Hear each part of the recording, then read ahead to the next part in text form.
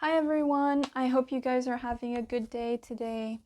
In this week's video, we're going to be talking about how not being able to resolve your problems will lead to the end of your relationship.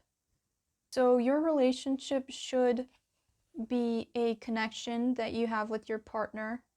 This video can apply to any relationship, but this one is going to be geared more towards a romantic relationship, where you have a strong, close, personal connection with this individual. If you can't resolve your problems, you're not going to be able to actually have a healthy, happy relationship, which is the whole point or reason for being together anyways.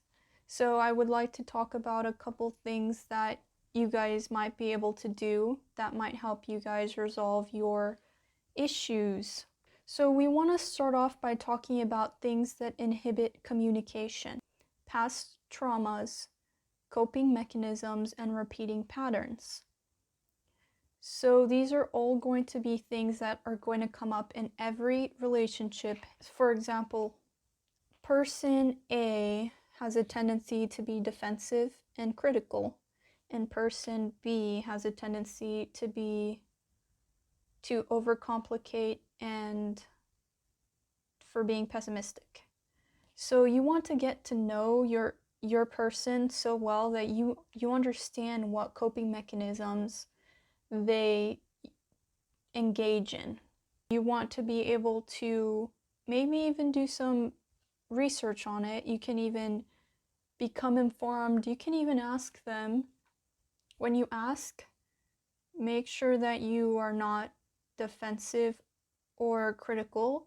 You want to ask because you want to understand why this individual is engaging in that behavior, not because you want to necessarily stop or control them.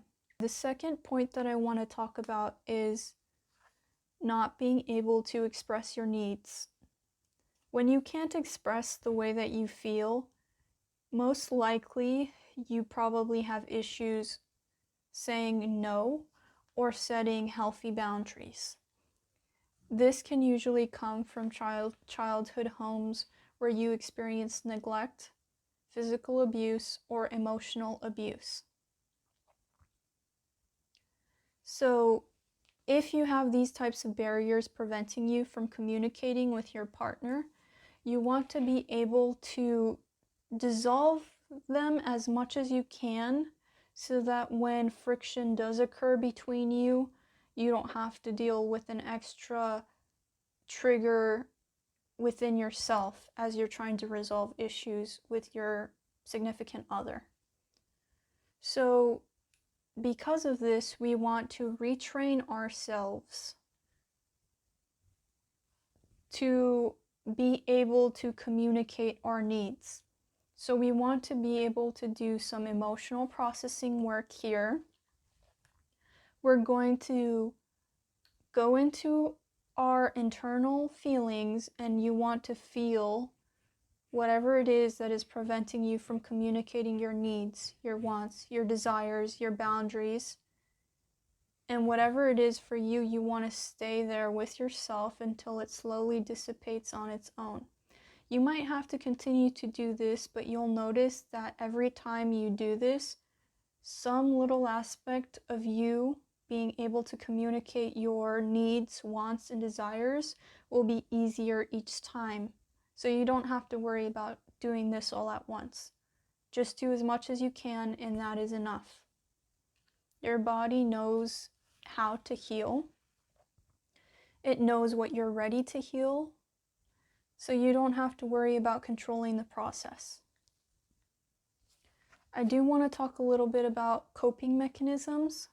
There's a whole list of coping mechanisms. We did talk about becoming familiar with your partner's coping mechanisms earlier, but I just want to give a couple examples here. So we have coping mechanisms such as defensiveness, aggression, denial, and etc. You don't have to know all of these coping mechanisms, but they're going to help you to understand what is preventing you and your partner from having a clear communication, because that's what's really getting in the way of you guys solving your issues here. With these defenses, either you or your partner can try to do emotional processing on them as well.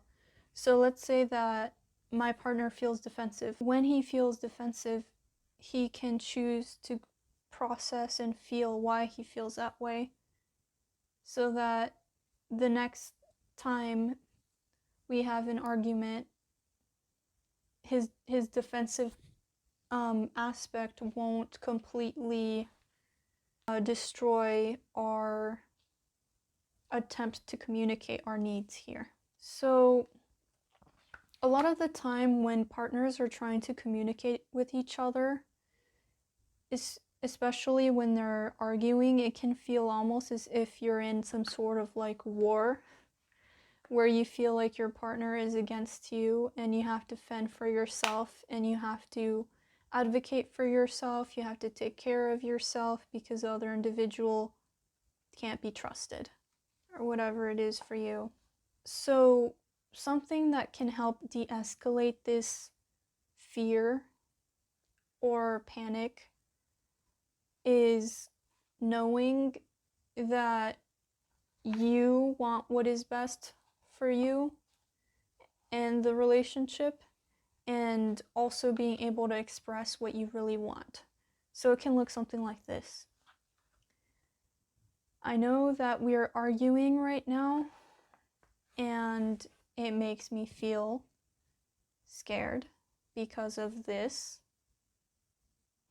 And but I do want to tell you that I would really like to find something that works for both of us, because I care about you and I want you to be part of my life and I want you to be happy in this relationship.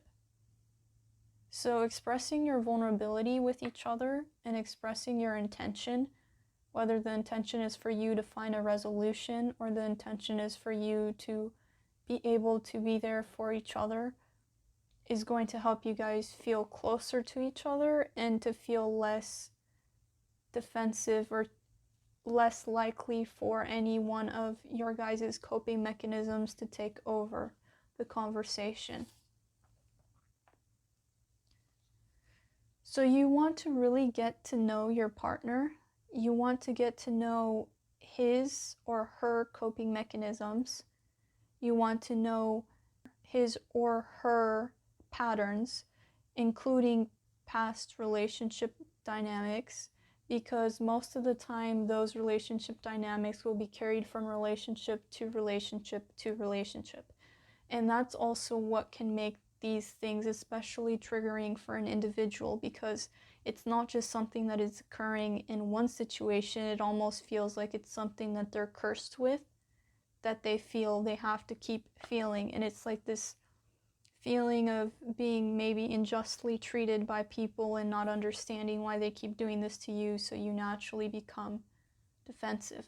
So once you've done all this, you should be able to get to the point where you are able to openly discuss solutions that you both can agree on. Because you have to understand that if you're just fighting for yourself, your point of view, or to be right, or whatever it is that you're trying to get from this, and you're not trying to work on this as a team, which is what a relationship should be like, then you're gonna be stuck, because you can't have a relationship by yourself with another individual. And you need to be able to actually give or add to the relationship in some way. And if you're not able to do that, then you're not going to be happy in the relationship. So it's better to be able to either communicate what needs you have and try to resolve them, or figure out exactly what you want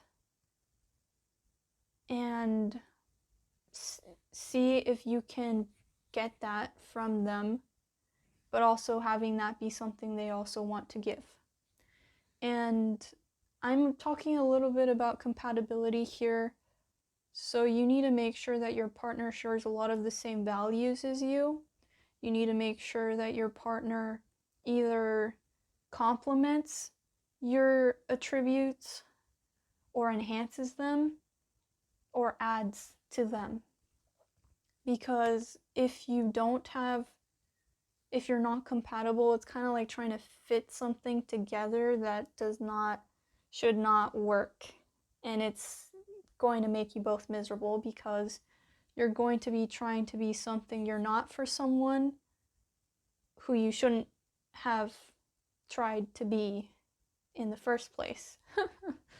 But because people experience a lot of trauma in their childhood, there can be a lot of shame around people's personalities, that they feel that they need to be a certain thing for certain people when they were just raised in an unhealthy childhood environment and stuff like that. So if that's the case, if there is an incompatibility or incompatibility in general with both of you here, this is something that you really need to look at, because if you don't, it's gonna be something that can destroy your relationship and destroy your life in a way, because a relationship should be something that adds to your life and that enhances your life.